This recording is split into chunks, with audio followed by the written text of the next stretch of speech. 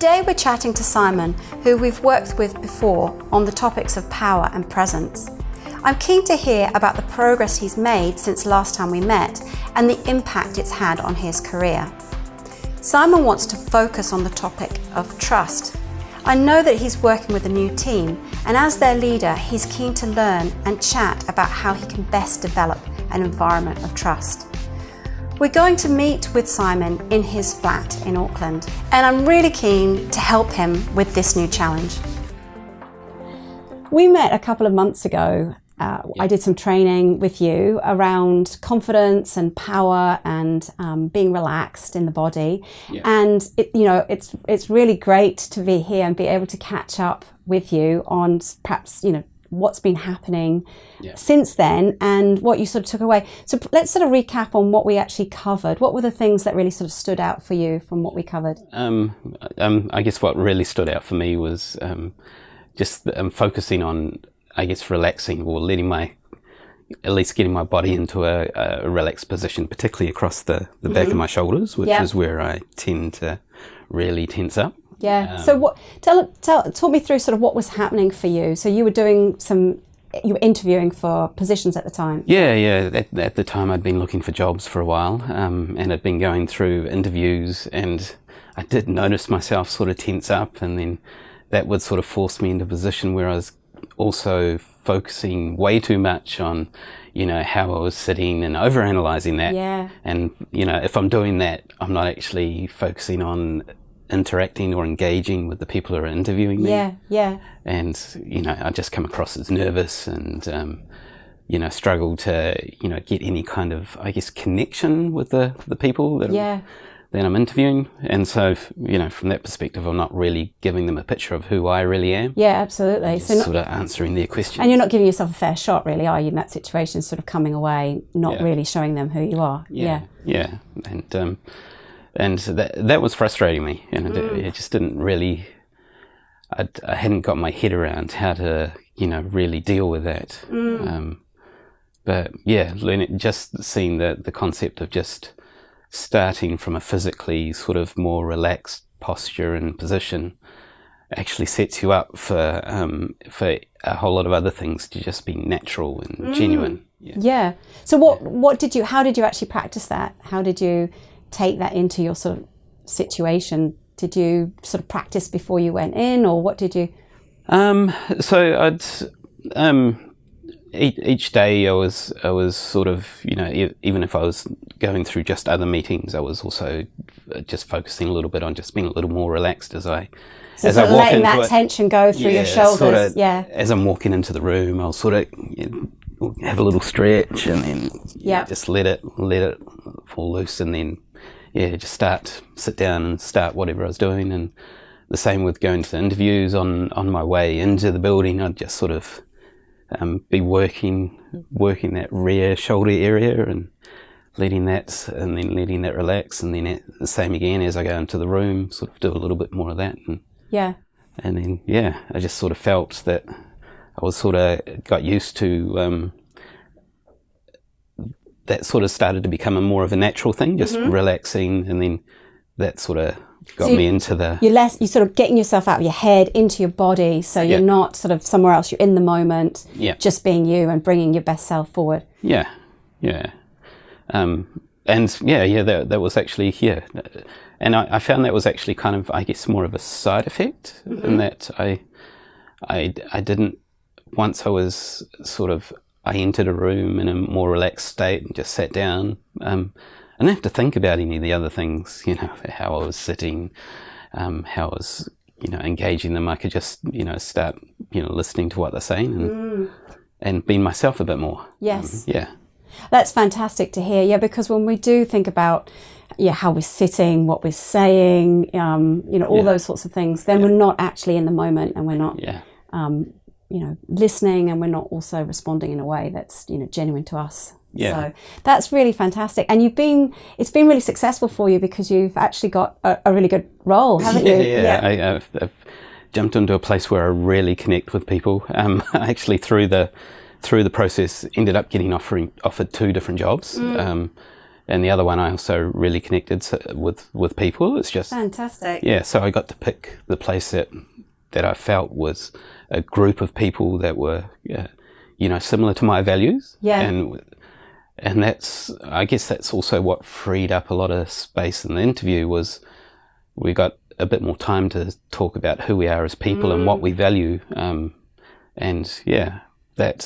So I could pick the place that I was more connected with rather than, and it was so wonderful to have, two options come at you. Absolutely. Have that choice. Yeah. And I think, if you're less focused on, what you're saying and please give me the job, and you're actually in the interview actually asking those questions, like you say, about values and, who is this organization and how would I fit into it? Yeah. It's quite a different approach. And then you also know something about that organization so that you can make that choice, which is really great. Yeah. And I love it. I also feel like it's a really big success when they also know a lot about who I am as a person. So when they're making that decision of, they're choosing me, it's also based on who I really am rather than some fake portrayal that you tend to get in interviews. Yes. Because there's usually a whole lot of nerves and absolutely, and a short time frame, and yeah, absolutely. Well, that's really fantastic to hear. Really, really good. You mentioned to me when you emailed me about trust. So you've got a team of 8, and you're sort of in the process now of sort of establishing trust with them. And obviously, as you take over as a team lead, that's fundamental, especially at the beginning there.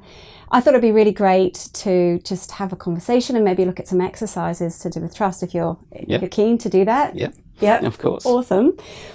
Tell me kind of what's your concept of trust, or what's your understanding of trust? So before we go into the exercises, I think it's a really good idea to sort of look at how do you kind of perceive trust to be? I guess to tackle it sort of sideways, I'd say what I'm looking for from trust is when people get to a point where they're their barriers start coming down, so they'll start sharing things about themselves that they wouldn't normally share with someone, and but what's more in particular in a team perspective is they'll start interacting with the rest of the team without worry or concern that something there's going to be negative consequences of that. Yes. So they can just everyone starts from the belief that everyone else has got their back, so it's there to help them. Absolutely, and I would totally 100% agree with you. To me, that's exactly what trust is. It's really a willingness to be vulnerable. Yeah, that's actually a really good definition. Yeah, it's quite simple. That's my definition anyway, and it's quite a sort of, to say that succinctly, because it's exactly what you've just said. It's people collaborating in that way, so they're actually openly sharing strengths and vulnerabilities and where they're at, and that's when we work best as a team. Yeah. One of, I think, the misconceptions about trust is, and I notice sort of in your language, is this idea that we build trust till we get to this point where we can have that kind of relationship. I read about a great analogy of trust with lots of stuff you can read on about it, but one of the analogies is it's like a forest, so it takes a long time to build and then it can burn down and be wiped out in a second. And I think we sort of intellectually have this idea about trust is that something that we need to build, something we need to develop. So as you come in as a team lead, I need to do my dues and I need to grow that kind of relationship. Yeah. I see trust as being not operating like that at all. So trust, and then it's interesting to hear your thoughts on when I say this, but to me, trust is an emotion. It's emotional. It's not rational. It's not theoretical. It's an emotion. It's not valid until you feel it. You feel it, don't you? If you feel it, if you trust someone, you behave quite differently. You're vulnerable in that situation. Yeah.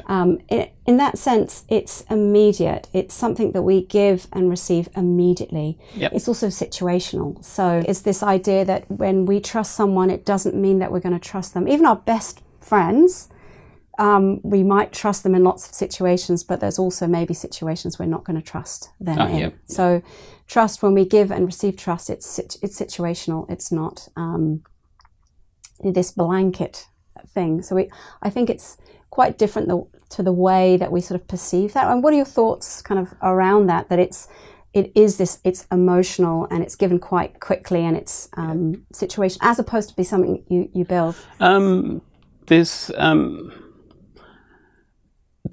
guess there's from what I see, there's, I guess, I'm trying to say there's kind of two ways about it, and I've certainly seen a lot of situations where the trust is pretty much instant, and I've pretty much observed some other people that other managers I've had in the past really wanted to build trust in their team, but they could just never achieve it, and I think a lot of that was them being not really. They were focused a lot on their own self-interests, and how they looked to their manager above them, and that absolutely crushed any ability for them to build any kind of trust. Like, they would express vulnerabilities to someone else in the team, but that person wouldn't do the same back, or never would consider that, because they never felt safe to do that. I think that's a really really interesting point, because trust is something that it's a relationship. It requires two parties, and both of those parties have to play their role. It doesn't actually exist one-sided. You, as a team leader, you can't say, well, I'm going to trust you. I want to trust. If you don't get that reciprocated, it does take two people in any situation. But and I find, particularly as a leader, you've at least got to also lead that, to be that. Yes. To start from if you start from kind of a position of vulnerability, you're more likely to get that two-way trust. Absolutely, 100%. As a leader, you go first. I'm like that. The word says you actually have to initiate that process, and if trust is about being vulnerable, you need to be vulnerable first. You can't expect others to do that first. Absolutely. What would you? So in my mind, because for me, emotions live in the body, and to me, trust is. So you were saying, let's step back a little bit, because you said there's two ways. So one is this, you can really see it, you sort of in reflecting from what you've said, that it happens like that sometimes. What's the other? You said that maybe you thought. So what I also find is, over time, if the relationships you have with people, have some consistent trust there, that just tends to get stronger and stronger by degrees. Yes. And you look over a long time period, then you sort of get to this point where you've got the whole team in a very strong space of trust, and that sort of builds over it, and I'm not sure what that's about. Yeah, I was going to say exactly that was going to be my question. What is that about? Yeah. Other than just maybe having